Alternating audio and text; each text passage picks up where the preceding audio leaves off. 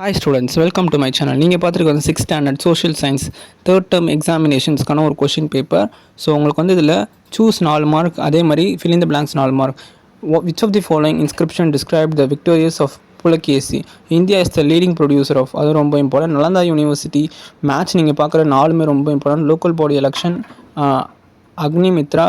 அதே மாதிரி coastal region was called as Marutham. I think அது ஃபால்ஸ் நினைக்கிறேன். The shape of the earth is called geoid.